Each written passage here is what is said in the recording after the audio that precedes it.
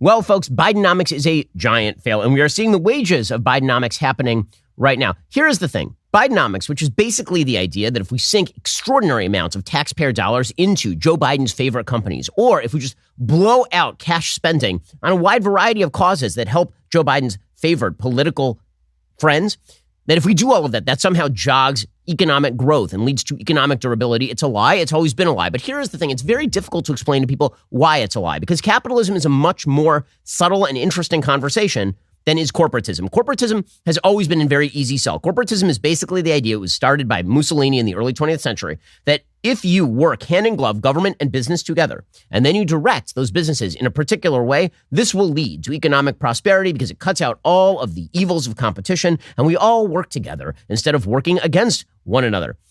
In fact, the idea of the corporation as sort of a corporate body, again, goes back to early 20th century philosophy, particularly prominent in fascist circles. Fascist economics looks very much like what much of the West pursues in terms of a mixed economy right now, meaning government subsidization of particular businesses, government telling business what to do and business just going and doing it.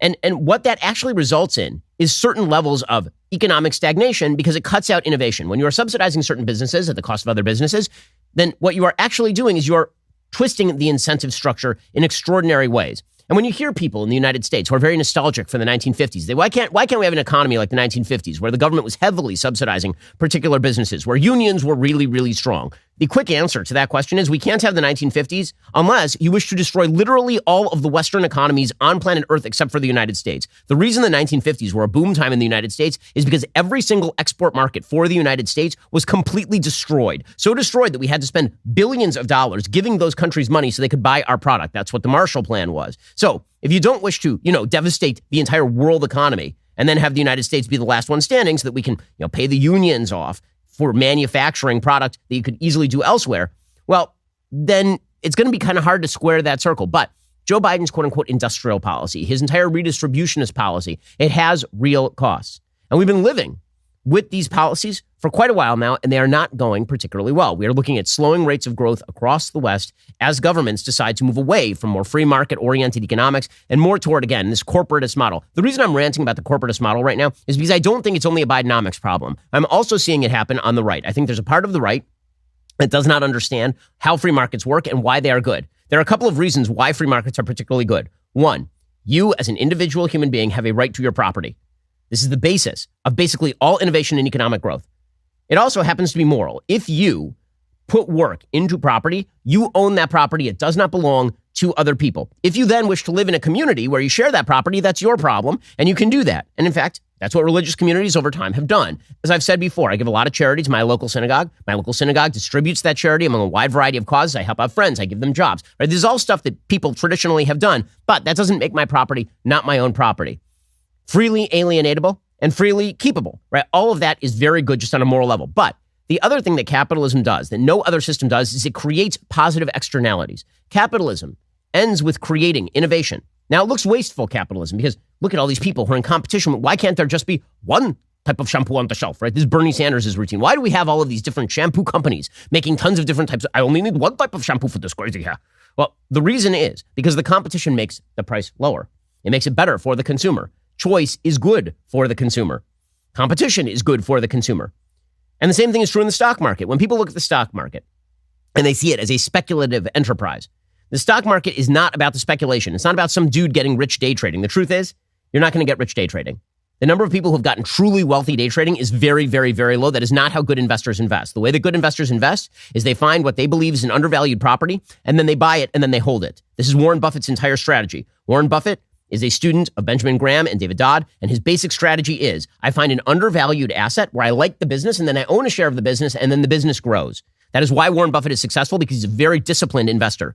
He does not speculate in the stock market. In fact, he does the reverse of speculation. He investigates the businesses that he is looking at, and then he invests in those businesses. So when you see the stock market as a speculative gamble, it becomes a speculative gamble for you. But that's not what the stock market is meant to do, and that's not actually what the stock market does. What the stock market does is it creates giant pools of liquidity. Those giant pools of liquidity make it possible for new businesses to get off the ground. Some of those businesses will fail, but many of those businesses will succeed. It allows innovation to happen, and that innovation creates profit margin. That profit margin allows more innovation to happen. This is why the sort of socialistic idea that profit is bad is really stupid. Profit is the incentive structure that actually allows people to create new and innovative products. And when you take money out of those markets, out of the stock market, for example, if you're the government, because you just suck money into the government maw, and then you blow it out on your favored projects, or if you're a sort of right-wing industrialist, proto-industrialist policy guy, and you think, what if we just suck money out of the markets and then we just blow it out on a manufacturing center in Ohio? You're doing the same thing. You are taking the money from where it is most efficient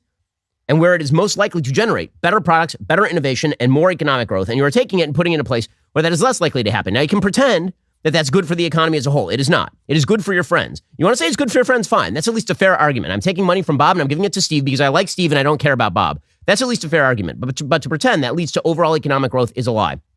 And that sort of policy undergirds Bidenomics. And it is leading to terrible effects for the American worker, for the American consumer, for everyone. Because here's the thing. When we talk about the wages of the 1950s, when we talk about bringing back the 1950s, economically speaking, you would not want to live in the 1950s, economically speaking. You wouldn't. Okay, you wouldn't have a cell phone. You would not have a really nice car. The cars from 1950 were not nearly as nice in terms of the features and things they have as the cars today. Your fridge would be broken half the time. You probably wouldn't have air conditioning by statistics in 1950. No one wants to live in 1950. When everybody has economic nostalgia, just remind them that right now you live in a magical time where you take your cell phone, which is a magical device that connects to a cloud in the sky, a magical cloud, and then that magical cloud allows you to buy any product on Earth sourced from 10 different countries and arrives at your door in 2 days. Okay, anybody in all of human history looks at that and they think they're living in some sort of magical universe. And you're sitting here being like, I wish it were the 1950s again in industrial policy. It's ridiculous. Okay, we'll get to why this is actually failing in 1 second, because Joe Biden's economy is about to start sliding into recession. I know that everybody's happy talking this thing. Oh, we escaped recession. So first of all, let me point out, stagnation was always coming. I've been saying for 2 years now that inflation was not the long-term threat to the United States. Stagnation was the long-term threat to the United States. Joe Biden, when he came into office, was promising that for a decade we would not grow at above a 2% GDP clip. That is not enough to keep up with the kind of debts that we have been assuming as a nation. Stagnation is the problem, and stagnation is created when you remove the innovative sector of the economy and instead you toss it at your friends. Instead, you toss it at your political supporters. It's true on every side of the aisle. The free economics creates better products, cheaper products. It creates better jobs, creating those cheaper and better products. Okay, you work a better job than your grandpa did. You want to be nostalgic for the 1950s? Remember, your grandpa was sitting on a line somewhere riveting for 10 hours a day. Does that sound amazing? You're sitting in an air-conditioned office and whining about how you're getting sciatica from typing. Which one of those jobs is better? Okay, there's no question about this. We'll get to more on this in just 1 second. First, let's talk about the economy. So as we've been saying, Joe Biden's economy, not fantastic. Plus, his economic policy, also less than fantastic. This is why I'm diversified at least a little bit into precious metals. Since the turn of the century, the world's dollar supply grew 344%. Each dollar's purchasing power has declined 44%. Leaders around the world are questioning the value of owning an asset with unlimited supply and a steadily declining value, which is why so many people are looking and diversifying into gold. That includes, by the way, the BRICS nations, Brazil, Russia, India, China, and South Africa. They're looking at a new international supercurrency fully backed by gold or other commodities, which will drive the price of gold up. This is part of their long-term plan to supplant the United States and the dollar as a cornerstone of the global financial system. One of the ways you can protect your IRA or 401k from the fallout is by diversifying with gold from Birch Gold. Historically, gold has been a safe haven in times of high uncertainty. That would be like right now. Birch Gold, they're the people I trust with my gold investments. Protect your savings the same way. Birch Gold has an A+ rating with the Better Business Bureau. Thousands of happy customers. Text Ben to 989898. Get your free info kit on gold. If a central bank digital currency becomes a reality, it's going to be very nice to have some gold to rely upon. Again, text Ben to 989898 to get started. Okay, so what is the fallout from this kind of policy, this kind of dumb industrial policy, where we spend oodles and oodles of money on unproductive companies that could not survive in the private markets? Well, the fallout is that places go bankrupt. The fallout is inflationary policy in which you helicopter money all over the place and then you're shocked when all the prices go up. So, for example, if you look at Joe Biden's total inflation rate since he became president of the United States, the total inflation rate, like when you actually add all of it up, consumer prices since Joe Biden took office are up 16%. That is a huge number. That is a really, really big number. How about real wages? Real wages since Joe Biden took office are down 3.5%. Okay, so that means that your wages went down 3.5% and your prices went up 15%, which means that you now have a delta of 20%. That is a real problem for the vast majority of American consumers. Why? Well, because when you helicopter money all over the place, it gives people the impression they have more money, and then they go and they spend the money, and then they spend the money and the prices go up. Well, right now, the fallout from this is going to be eventually the party comes to an end and somebody is left without a chair. And some of those places are going to be companies that should never have had money in the first place. So one of Joe Biden's favorite companies was a company called Proterra. Hey, Proterra is an electric vehicle parts supplier, and Joe Biden actually spoke about Proterra and the magic of it in 2021. Here is Joe Biden in 2021 talking about the magic of Proterra. Right now, we're running way behind China, but you guys are getting us in the game. You guys are getting us in the game. It's going to make a lot of difference. We're going to end up owning the future, I think, if we keep doing what we're doing. When you start making 1,000 buses a year, you're gonna need more room for your customers, aren't you? Yes, sir. The electric buses. And as we know, Kamala Harris loves electric buses. This is one of the reasons why the government decided to get behind Proterra back in 2021. Here's Kamala Harris yesterday praising the magic of the electric buses. In places like St. Cloud, Minnesota, CWA workers are building electric buses so people can get where they need to go. Where they need to... Okay, there's only one problem. Yesterday, electric vehicle parts supplier Proterra, according to Reuters, filed for Chapter 11 bankruptcy, making it the latest company to go belly up in an industry grappling with supply chain constraints, slowing demand, and a funding drought. Where's that funding drought coming from? It turns out that when you get addicted to government cash, eventually the heroin supply stops coming. The move comes weeks after Lordstown Motors filed for bankruptcy protection and put itself up for sale after failing to resolve a dispute over a promised investment from Foxconn. Proterra's shares nearly halved in value after the bell. It listed its assets and liabilities in the range of $500 million to $1 billion. The entire market cap of the company is $362 million. In January of 2021, Proterra was valued at $1.6 billion, including debt, in a merger deal with a blank check firm. And it was Joe Biden who was touting this firm.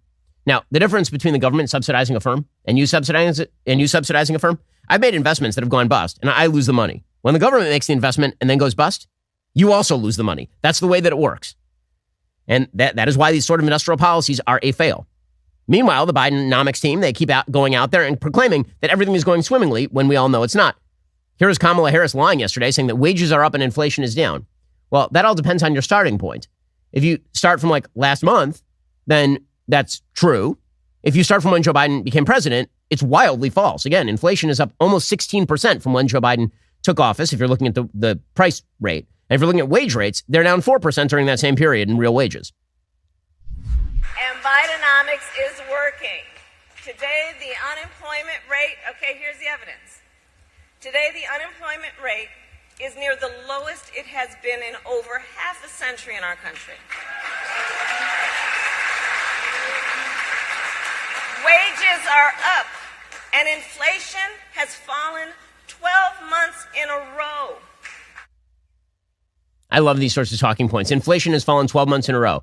Okay, which is sort of like saying that you're doing better than you did over yesterday, and you're doing better yesterday than you did the day before, and that's because 12 months ago you were hit by a truck, right? So ever since then, you've been improving, right? You're missing the part where you got hit by the truck. Okay, so you know what would have been amazing is if the inflation rate had not been at like 11%. That would have been amazing. And we brought it down month over month. By the way, when you bring it down month over month, that still means that the inflation is continuing. It's just the rate is not changing in a positive direction. That's like you're filling the bathtub and the water is still going up. It's just filling a little bit more slowly than it was a minute ago. But if they lie to you often enough, they figure that maybe they'll get away with it. Because again, they can just point to, whenever you have a system where you can point at concentrated winners and disparate losers, it's much easier to pitch. This is the beauty of industrial policy and corporatism. You can point at individual companies. You say, this guy's a winner. And then you say, well, what did you lose? You lost a couple of bucks. He had a chance at winning, like amazing. The problem is when you have this many disparate costs, they start to add up. And we're seeing that in spades right now for the American wage earner. We're seeing this for American businesses. And the future of American growth is very, very precarious right now. We'll get to more on that in just 1 second. First, it's time for our Meat of It question, sponsored by Good Ranchers, where we get to the meat of a hard-hitting weekly question. The question is, with all the recent investigations into both Trump and Biden, which American political family do you think is the most corrupt? Well, I mean, this is a long list of corrupt political families. So you'd have to put up there the Kennedys. The Kennedy family had some serious, serious corruption issues going all the way back to Joseph. Also going back to, Teddy Kennedy leaving a lady dead in a river. You'd have to look at the Clinton family. Both Bill and Hillary, wildly corrupt, selling pardons for cash and all the rest of it. And, of course, the Biden family is extraordinarily corrupt, as we've been talking about at length. Well, while some political families may attempt to disguise their foreign business dealings as completely innocent, foreign meat can disguise itself as a product of the United States. Yes, grocery store shelves are riddled with meat from other countries disguised in a product of the U.S. label. If you prefer to know without a shadow of a doubt where your meat comes from instead of guessing, you need Good Ranchers. They source 100% American meat. They deliver it to your door. No disguises, no surprises, just American. Beef, chicken, and pork, amazing meat, conveniently delivered when you need it. So, what exactly are you waiting for at this point? Enjoy that real meat and real service today with Good Ranchers. Visit goodranchers.com. Use my code BEN for $30 off any box. That's promo code BEN at goodranchers.com. Goodranchers.com is American meat delivered. Okay, so the American consumer is going to start feeling it pretty quickly now because the money is running out. And you can see it. It's starting actually, forget about the consumer. Look at the businesses. And I pointed out that there is, in fact, a different measure of economic growth, different than GDP. And that measure of economic growth doesn't look just at consumer end product spending, which is how Keynesians would look at it. This is why they always believe that government spending is going to jog GDP, because government spending goes into consumer growth. If the government spends a lot of money on a product, then this is called economic growth. That's really not the way that it should work. But there's a better measure called gross output that we've been talking about. Gross output is how businesses are investing and how businesses are spending. And what you see is that gross output remains pretty precarious right now. It's not looking fantastic because businesses are pulling back. And you're seeing this in pretty much every area of American life right now. So, for example, according to the Wall Street Journal, new lending by mortgage REITs has now dried up. So if you are worried about commercial real estate taking a dive, you should be worried. Blackstone Mortgage Trust and KKR Real Estate Finance Trust, two of the biggest mortgage real estate investment trusts, have now halted loans to any new borrowers. Okay, that is a serious problem. That means that liquidity is drying up. When liquidity dries up, it means that people can't invest it. While these firms continue to provide financing related to existing loans, they're not originating any new loans. That's also true of Starwood Property Trust. Mortgage REITs, which lend to property owners instead of buying and developing real estate like equity-oriented REITs, typically originate and average about $10 billion in loans every quarter. Hardly any new loans are being made right now, which means that you're going to see markets start to decline in real estate. Well, stocks declined pretty significantly yesterday after the banks were downgraded by Moody's. So according to the Wall Street Journal, weak Chinese export data, which, by the way, is a reflection of the American consumer market because we're the ones who are actually buying Chinese product. Weak Chinese export data, a dimmer financial outlook from UPS, and a credit downgrade for 10 smaller U.S. banks sent stock indices down on Tuesday. Government bond prices climbed, pushing yields down. That means people are trying to invest in government bonds at this point and get away from the stock market, which is a sign of economic weakness. Bonds are getting more attractive compared with stocks lately, given higher yields and the risk that recession hits corporate earnings in the future. Financial shares were stung when Moody's lowered credit ratings for 10 smaller U.S. banks and said it was reviewing ratings for 6 larger ones, including Bank of New York Mellon and U.S. Bancorp. The move renewed concerns over tighter lending and the banking system's ability to withstand sharply higher interest rates. Again, if the banks invested a lot in bonds 2 years ago, they're absolutely jacked. This is what happened with Silicon Valley Bank. They invested a lot in bonds, figuring that the government was a safe place to put the money. And then the government had to raise those interest rates radically on the new bonds, making the old bonds essentially worthless. That's what bankrupted Silicon Valley Bank. There are some other banks that have similar math. So we are looking right now at persistent high inflation in Europe, tight financial conditions. In Asia, a slow recovery. Right? All of this is negative stuff. China is slipping into deflation right now. According to the Wall Street Journal, tepid consumer demand and rising economic concerns in the world's second largest economy have now tipped China into a deflationary territory for the first time in 2 years, adding pressure on Beijing to act more aggressively to avoid a deepening economic malaise. Instead of experiencing a surge in prices after lifting the COVID-19 pandemic curbs late last year, China is now suffering an unusual bout of falling prices for a range of goods, from commodities like steel and coal to daily essentials and consumer products like vegetables and home appliances. So what happens to China? Well, China is heavily debt burdened. Well, what happens to the United States is also heavily debt burdened. Now, we are still a better bet than China. We're still going to be able to sell our bonds. But just remember, when we sell bonds that have an interest rate of 5.75%, all we're really doing is saying that the government in 10 years is going to have to pay off all of that interest, which is going to eat up our entire government budget right now. So we have in this country extraordinary levels of government debt. That is paired with extraordinary levels of personal debt. All of this is a tsunami waiting to happen. According to Axios, U.S. consumer credit card loans and other revolving plans as a share of GDP are now 3.7% of all GDP. The U.S. credit card debt hit $1 trillion for the first time toward the end of July. Okay, this rise reflects a number of factors, including rising consumer confidence and spending power amid cooling inflation. But again, people are spending on that credit card, which means a bunch of people are going to go bankrupt because not everybody pays off that credit card. There are 70 million more credit card accounts open now than pre-pandemic in 2019, according to Fed researchers. So Americans are spending an enormous amount of money on their credit cards. Rising balances may present challenges for some borrowers. The resumption of student loan payments this fall may add additional financial strain for many student loan borrowers, according to Fed researchers as well. It's all fun and games until the carousel stops. There's a good account on Twitter called the Kobasi Letter, which is a commentary on global capital markets. The U.S. currently has $17.1 trillion in household debt, $12 trillion in mortgages, $1.6 trillion in auto loans, $1.6 trillion in student loans, $1.0 trillion in credit card debt. Total mortgage debt is more than double the 2006 peak. Now, all of this is super risky. It relies on the government to bail everybody out. And when those bailouts stop, which eventually they will, then people are going to be in a really hard situation. That's when you'll get more calls for more government spending, more government regulation. This is the beauty of being a corporatist. When your policies fail, you just call for more cowbell. You just blame capitalism and suggest that it was capitalism's fault that all this stuff happened, when it wasn't capitalism's fault in the first place. Okay, we'll get to the impact of all of this on the 2024 race momentarily. First, when you're running a business, your employees can create all kinds of interesting situations. This is why you need to talk to Bambee. Bambee gives you access to your own dedicated HR manager starting just $99 per month. This person is available to you by phone, email, real-time chat. They'll help you run employee onboardings, terminations, and performance reviews. With Bambee's HR Autopilot feature, you can automate important HR practices like setting policies, employee training, and feedback procedures as well. All of Bambee's HR managers are based in the United States and can support the nuances across all 50 states.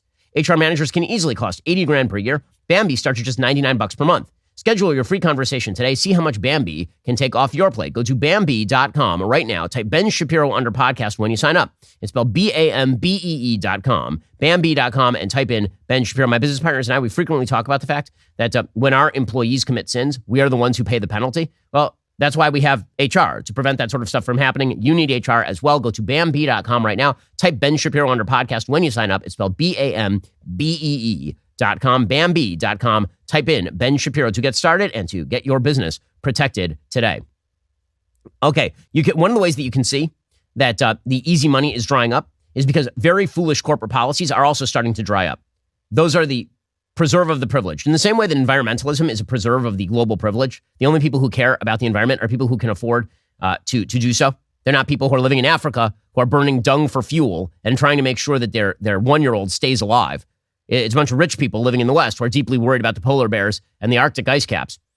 Well, the same thing happens with regard to the economy. When you have loose money policies, bad companies get money and bad corporate policies get promulgated. Well, now you can see, again, this is actually, it's a good sign for the future of corporate America, but it's also a sign of an economic downturn that all these corporate firms are now getting rid of ESG and DEI. ESG and DEI are just drags on the profitability of these corporations. And corporations were able to do that, and they were able to virtue signal with their money and with the stock market. They were able to do that so long as the money was still flowing. When the money stops flowing, the first thing to go is all of the virtue signaling, which is why the Wall Street Journal is reporting today that conservative legal activists have successfully challenged the use of affirmative action by universities. Now they're going after diversity initiatives widely deployed across American corporations. Some companies are already reconsidering their efforts. In lawsuits, shareholder letters, and petitions to the EEOC, activists are using some of the same tactics that progressive groups have used to advance diversity, equity, and inclusion, or DEI programs. They are arguing companies are violating rules against race and sex discrimination, including those drawn from legislation designed to secure the rights of Black Americans. Comcast has settled the case accusing it of illegally favoring minority-owned small businesses. Amazon has been sued in Texas over a program offering special benefits to Black or Latino-owned delivery service contractors. Starbucks is being sued as well. And as you are seeing, S&P is now dropping ESG scores from debt ratings, which is exactly as it should have been in the first place. But when the money was free and loose, you could be just as lefty as you want it to be. It's when the money starts to get tight that everybody turns into a conservative again. According to the Financial Times, S&P Global has now stopped handing out scores to corporate borrowers on ESG criteria. The debt rating agency has since 2021 published scores from 1 to 5 for a company's exposure to each element of environmental, social, and governance risks. Payments company Visa, for example, had received 2 for E and S and a 3 for G. First Energy, a high utility that has been charged with corruption, received a 4 score for G, S&P's second lowest grade. Late last week, S&P reversed course, saying only text, not numerical scores would comprise analysis of a company's ESG matters. The rating agency said, quote, "We have determined the dedicated analytical narrative paragraphs in our credit rating reports are most effective at providing detail and transparency on ESG credit factors material to our rating analysis." So they are going to continue doing the rating analysis, but they're not going to give it a number, which means, effectively speaking, it's not going to matter anymore. Moody's is still rating ESG criteria on a 1 to 5 scale. So why is this happening? Well, supposedly it's because of evil Republican pressure. It's not because of evil Republican pressure. It's because corporations are saying, well, you know what I don't need in order to be profitable? Your ESG garbage. And in fact, investors are looking and they're going, I just want to invest in the company that's going to make me money, in the company that is profitable and run well. And you know what I don't care about? Whether they are showing diversity HR videos to their employees. I don't care about that. That makes no difference to me. Does the company earn or does the company not earn? Does it provide a good product or service or does it not? So S&P is walking this stuff back. And again, that's the first indicator that we're about to go into a fairly serious recession. Because again, when you look at the stuff that, just like you in your household, all your frivolous spending, when it's an economic downturn, when somebody loses a job, the first thing to go is your night out at the movies and your restaurant trips. Well, when it comes to corporate America, the first thing to go is ESG and DEI when the cuts come. Corporate earnings are down. That means the economy is going to drop. Okay, just get ready for it.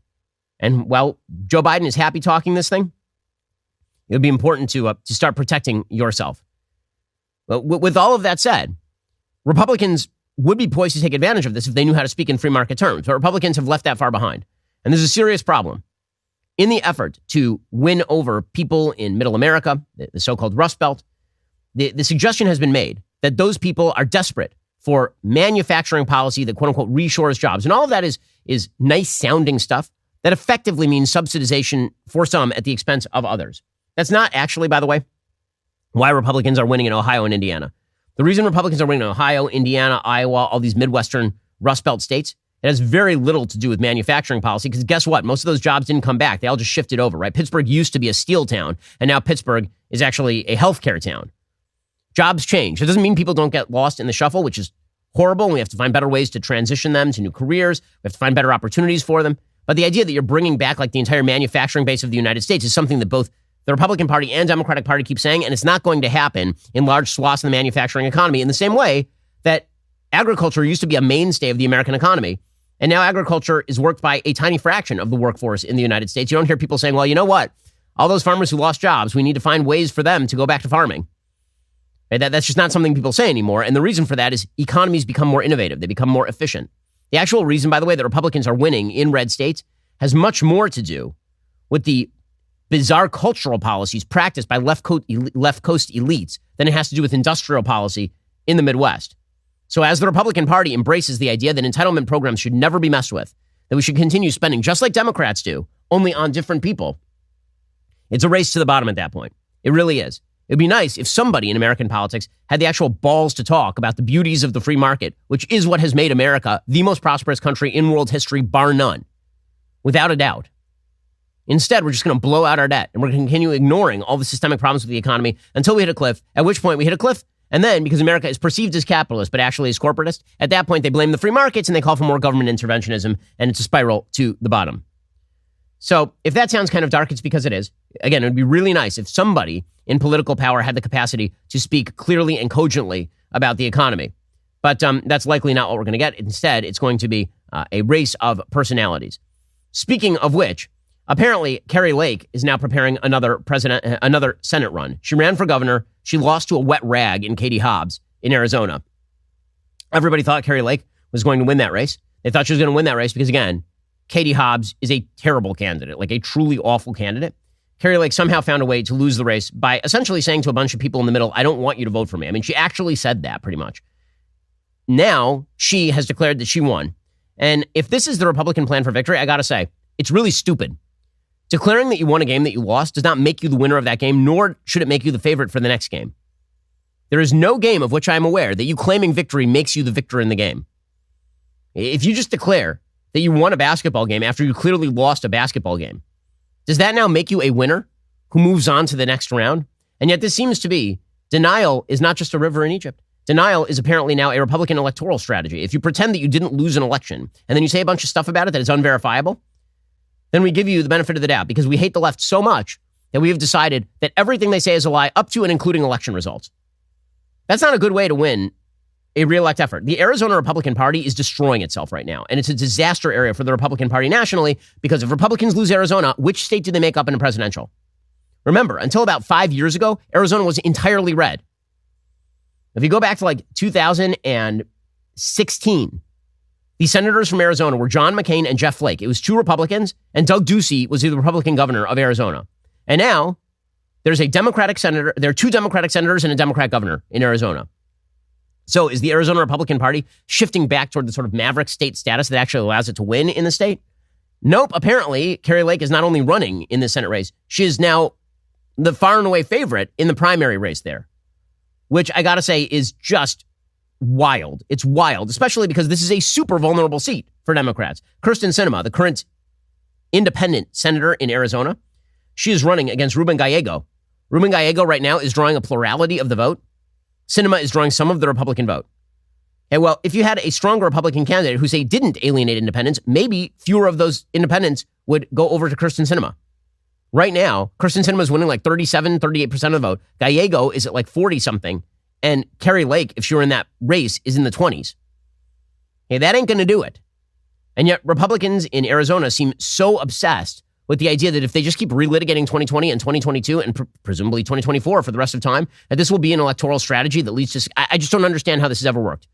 Name a situation in your life where looking back on a thing and just gnawing on it over and over and over has made your life better. Name literally one situation in your own life where something has gone wrong for you and you gnaw on it. You just sit there and you just obsess about it endlessly. And this has now made your life better going forward. And yet this is what Republican Party seems to be doing, not only over 2020, but over 2022 as well now.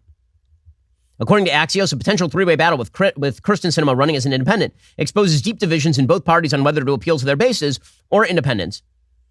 Lake still has not conceded her gubernatorial loss in 2022. The race offers a state-level experiment on the implications of a possible 3-way presidential contest because Sinema is playing the sort of no-labels candidate right now. If Lake wins GOP's primary next August, she will likely face down Gallego and Sinema in the general election. Sinema has not officially announced whether she will seek re-election, but she has a bunch of cash on hand. Now, again, Republicans cannot afford to lose Arizona. It's this simple. Maybe it feels good to sort of stew in these issues, but I'm just wondering, again, whether it's better to stew in them or it's better to win. You know, Republicans could do the same thing in Georgia. I noticed that, for example, Brian Kemp won going away as governor of Georgia, won going away. Even as Republicans stewed over 2020 in Georgia, Brian Kemp won running away in Georgia over Stacey Abrams, who was the scourge of Georgia in 2020, supposedly. So here are your choices. You can either sit there and you can gnaw on the past, or you can win. There's no third choice here, which is why, again, if Donald Trump is the nominee, he's going to need to not relitigate 2020 as his key motivation to victory. That is not going to motivate independents. It's just not. No one wants to relitigate that other than the Republican base. And it may feel good, and you may believe you're right, and maybe you are right. Okay, I don't think the proof is there. I don't think the evidence is there that, like, votes were tallied in the middle of the night. False votes were bussed into Fulton County by the box and then loaded into machines. I think the evidence does not exist for that. But let's even say you're right. Question. If you just say that over and over, does that make Donald Trump president? Because what Kari Lake is doing on a state level is what Donald Trump is doing on a national level. And the thing is, Donald Trump, if he's the nominee, he could redeploy and go against Biden. He does have that capacity, but he's going to need the incentive structure to do that. That incentive structure is going to come from the Republican base, not from the media, who wish to win. The media want nothing but Donald Trump relitigating 2020 for 2024. That is their favorite thing. It means that Donald Trump does not become president of the United States in 2024 if he does that. We'll get to more on this in just 1 second. First, is that dark spot on your face still bugging you? How about the liver spots on your hands, neck, and chest? Well, you can watch those disappear safely and quickly in 3 minutes. Introducing the Genusol Dark Spot Corrector, their 3-step, 3-minute dark spot luxury system. It does exactly what it sounds like, corrects those dark spots by using their Cristal's microdermabrasion before the dark spot corrector and then finishing with a touch of the collagen-building Genusol 15. You'll see dark spots disappear before your very eyes. We're talking instantly, smoothly, luxuriously. You don't take my word for it. If you're not blown away with the results, 100% money-back guarantee, free shipping, free returns. All 3 products are included in Genusol's most popular package for August. So you get your Genusol bags and puffiness serum also included for 70% off retail.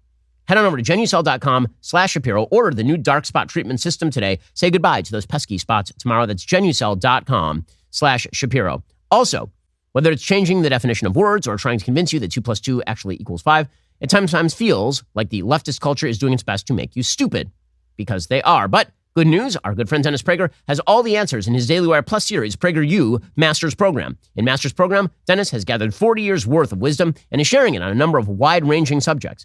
Dennis offers useful advice on marriage, happiness, how to be a good person, plus so much more. He talks about the differences between men and women in a world that wants to make you woke and dumb. Dennis is on a mission to make you wise. All episodes now available only for Daily Wire Plus members. Don't wait. Go to dailywireplus.com, become a member, watch PragerU Master's Program today. Okay, meanwhile, so when it comes to Donald Trump's race, he can run one of two races. One of them he could win. One of them he is almost sure to lose. The one that he can win is the one where everyone just highlights Joe Biden's failures. We've been talking about it incessantly. Joe Biden is a failed president. He's a terrible president. There is not a thing that he has touched that has not turned to garbage. Well, here is Donald Trump on that topic yesterday, and this is totally fine stuff. Everyone can see the stunning contrast between our incredible success and Joe Biden's horrendous failures, and that's one reason why we're leading so big in the polls. That's really the reason. I think it's more enthusiasm now than 2016 or 2020, because you've seen how incompetent these people are. It's horrible. Okay, so all of that is fine. If, however, Donald Trump runs on the basis of his legal cases, it's not likely to go amazing. So yesterday, he said, I'm not in Iowa. There's a reason I'm not in Iowa. It's because of my legal cases. How can my corrupt political opponent, crooked Joe Biden, put me on trial during an election campaign that I'm winning by a lot, but forcing me nevertheless to spend time and money away from the campaign trail in order to fight bogus, made-up accusations and charges? That's what they're doing. I'm sorry, I won't be able to go to Iowa today. I won't be able to go to New Hampshire today because I'm sitting in a courtroom on bullshit because his attorney general charged me with something. Okay, again, I agree with him on a lot of this stuff. But is that going to win a presidential election with independents? Is that going to be the line? If the line is Joe Biden's a terrible president, he can win. If the line is I can't campaign today because I'm in court, that is not a winning line. And no matter how much Republicans are going to have to get out of their own heads, they really are. And this is true on nearly every issue. Republicans are inside. Again, I get the lack of credibility of the left. I also think they lie frequently, near incessantly. I also think that they say things that are not true, that they twist the narrative, that they do things that are truly bad. I agree with all of that. It also does not mean that if we are constantly looking in the mirror and just seeing what we want to see, that we are going to come away with an accurate reflection of what politics in America looks like. I'll give you another example. So last night, there was a special election in Ohio. It was a special election on what they called Issue 1 on the Ohio ballot. This election was about whether to change the Ohio state constitution to make it so that amendments basically required a supermajority in order to be passed. So if you want to change the Ohio state constitution right now, you need just a sheer majority. But instead of that, they want to make it a supermajority. This is what was up for debate. However, this debate actually wasn't about the constitutional amendments. It was about the Ohio Republican Party doing that and the left saying what they actually are attempting to do is prevent you from enshrining Roe versus Wade in the Ohio state constitution. What they really want to do is just ban abortion in state law and then make it impossible for us to overturn because they've changed the rules of the constitutional amendment. So that's what was on the ballot last night. And here's how the Associated Press described the result. So first of all, the Ohio resolution to essentially stabilize the Ohio state constitution, it went down to flaming defeat 57-43. Here's how the AP described it. Quote, Ohio voters on Tuesday resoundingly rejected a Republican-backed measure that would have made it more difficult to change the state's constitution, setting up a fall campaign that will become the nation's latest referendum on abortion rights since the U.S. Supreme Court overturned nationwide protections last year. The defeat of Issue 1 keeps in place a simple majority threshold for passing future constitutional amendments rather than the 60% supermajority that was proposed. Its supporters said the higher bar would protect the state's foundational document from outside interest groups. Voter opposition to the proposal was widespread, even spreading into traditionally Republican territory. In fact, in early returns, support for the measure fell far short of Donald Trump's performance during the 2020 election in nearly every county. So as Jazz Shaw points out over at Hot Air, the word abortion appeared nowhere in the text of Issue 1. It was a proposal to raise the bar for amending the state constitution to 60% support rather than simple majority. That's already in place in a lot of other states. However, it was read by the voters as an attempt to basically protect pro-life positions. He says, even a quick glance at the national polls will tell the same story about the state of play in American politics today. Joe Biden is among the least popular presidents in modern American history. Recent investigations have made it increasingly clear he is almost certainly among the most corrupt. Nobody approves of him. But yesterday's results in Ohio are all the proof you need. Such a result is not going to happen like a giant romp over Joe Biden. And that Biden could still hold on to the White House. That's because if we allow Democrats to make next year's election all about abortion, their voters and a number of moderates and independents will ignore massive failures and the deplorable state of their country, hold their noses, and vote to keep the GOP out of power at any cost. There's no more pro-life person in America than I am. Okay, I am fully pro-life all the way back to point of conception, no exceptions for rape or incest.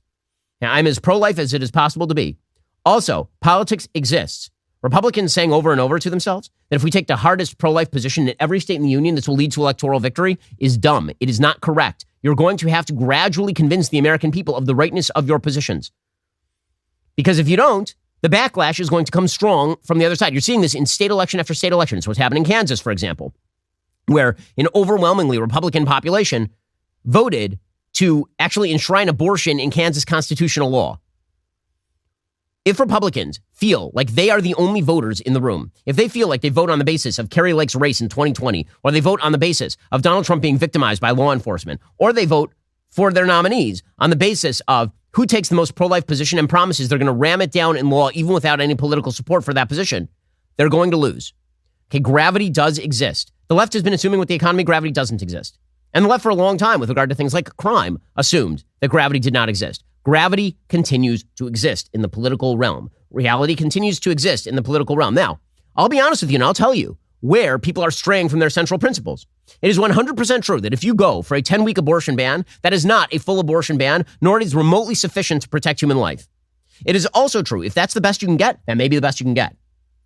Now, there are a lot of people who make a great living telling you that if you don't go for broke all the time, every time, they are never going to get anywhere. And it's precisely the opposite. If you go for broke every time, all the time, you're going to lose from here till the end of the time.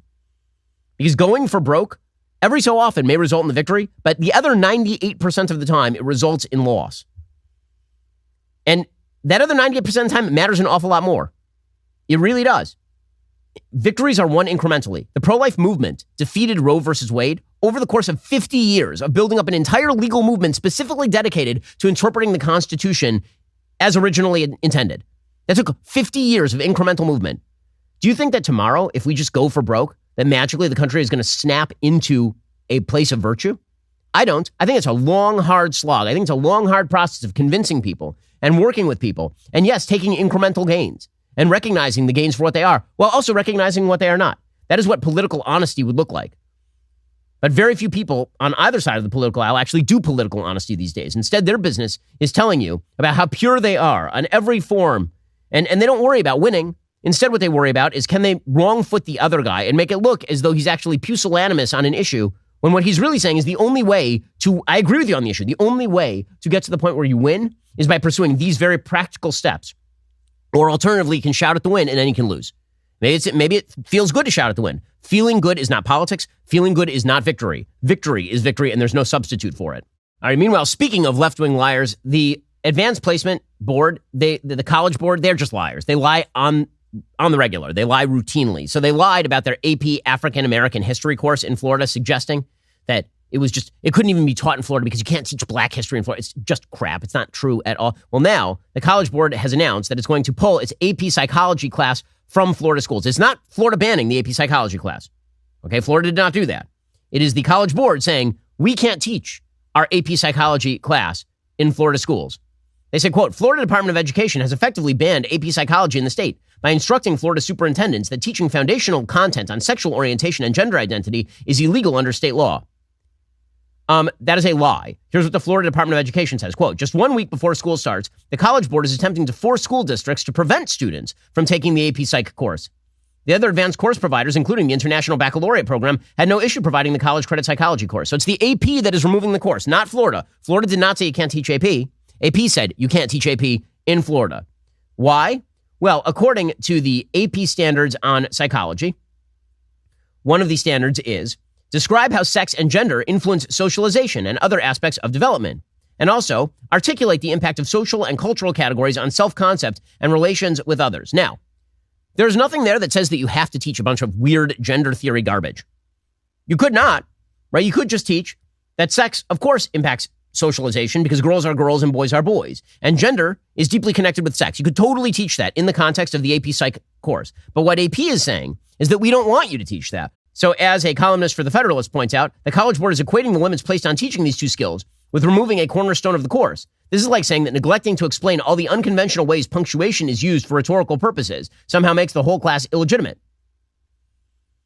And the real reason for this is because the APA, the American Psychological Association, which has always been and is a deeply, deeply partisan political organization, groups like that are arguing that AP Psych should actually include more content about gender and sexuality. The APA CEO, Arthur Evans, has, quote, an advanced placement course that ignores the decades of science studying sexual orientation and gender identity would deprive students of knowledge they will need to succeed in their studies in high school and beyond. So first of all, I guarantee you that what they're teaching in AP Psych does not actually reflect the best science. I promise you. Because the best science says, with regard to, for example, sexual orientation, that there is no genetic marker for sexual orientation. That is what the actual science says right now. There is no clear and convincing genetic marker for sexual orientation. That is what a study of hundreds of thousands of human genomes by the Human Genome Project found. Will that appear in the AP Psych course? I have serious doubts that will appear because it conflicts with their entire narrative. How about gender identity? There is none convincing science that there's something called a female brain in a male body.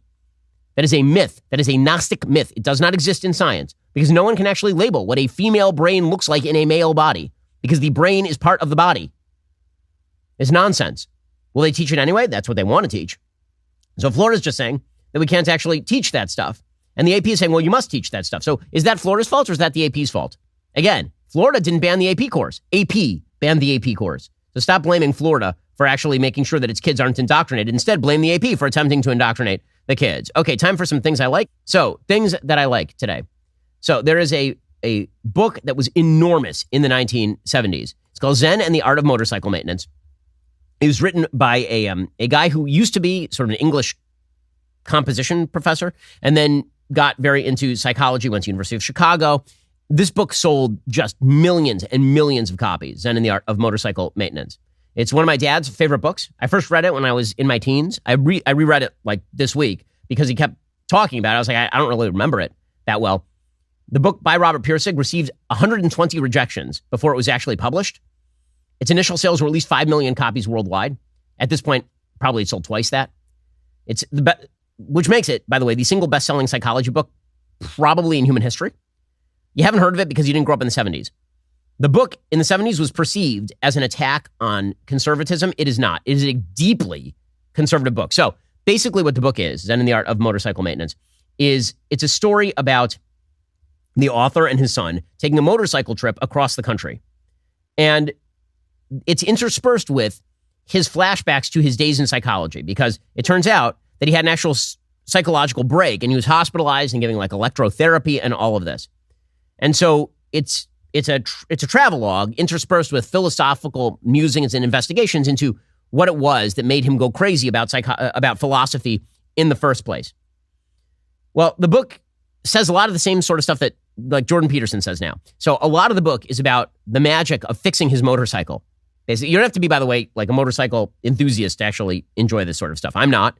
And again, what I actually do enjoy is what he calls in the book quality. So the central idea of the book is that there is this thing called quality. You know what it is, I know what it is, and it's undefinable. And when you try to define quality in any particular situation, you're going to have a very hard time categorizing quality. But you know what it is, right? You know, down in the cockles of your own heart, that Beethoven is higher quality than Cardi B. Everyone knows that. And any attempt to say that that's not true, everyone knows is crap. Everybody knows that it's bull crap. It's postmodernist nonsense. And so what he says is that this quality has been lost. Why has it been lost? And he breaks it down into Greek philosophy, and he basically says that there was an attempt to separate off the true from the good. And that was because if there was no way to define the good, then presumably truth could get lost. But what Pirsig says is we should stop running away from the undefined term. Stop pretending that you can define a term that you can't define, like quality or the good. Because that is the thing that actually drives human beings. And you can pretend that you can categorize it, that you can nail it down like a butterfly on a piece of paper, but you can't actually do that. You know what it is in your heart? Because that is the way that we interact with the universe, is through the prism of that good, of that quality. And it's not entirely, quote unquote, subjective. It is between you and the world. That's why there's widespread agreement on what amounts to quality in a wide variety of areas across human life. Now, he kind of hints at it, but what he doesn't actually say is that good, that quality is God, right? That system of values is in fact the divine. And that is how we interact with the world, is through that prism. That's what religion fills the gap of. He comes very close to basically saying that in the book, but he doesn't quite say that. But the book is really a much earlier version of make it red. There is such a thing as a higher value, and that higher value is the thing that orients you. That science is not that higher value because science has no values, because the empirical cannot actually cannot bridge what they call the is-ought gap from things around you in the universe, in the physical universe, to what you ought to do. And what he says is that's an artificial gap in the first place, because the way that you actually address the world is always going to be oriented through a particular perspective of quality. Like you as a human being, again, a point that my friend Jordan Peterson makes all the time. You as a human being, when you take in your sense perceptions around the world, you are discriminating among sense perceptions. You're not taking in everything around you at an equal rate. If you did, you'd go crazy very, very quickly. Which means there's automatically an orientation process that is happening between you and the universe. And that orientation process, says Pirsig, is quality. And that bridge, it puts back together the true and the good. Because it turns out that they are, in fact, enmeshed with one another. Because you can't actually see the true unless you acknowledge the good. So the book is well worth the read. It's really kind of riveting reading, philosophically speaking. I highly recommend it. Robert Pirsig's Zen and the Art of Motorcycle Maintenance. Alrighty, guys. The rest of the show continues right now. You're not going to want to miss it. We'll be getting into the situation in Oakland where residents have a new way of fighting crime. If you're not a member, become a member. Use code Shapiro at checkout for 2 months for annual plans. Click that link in the description and join us.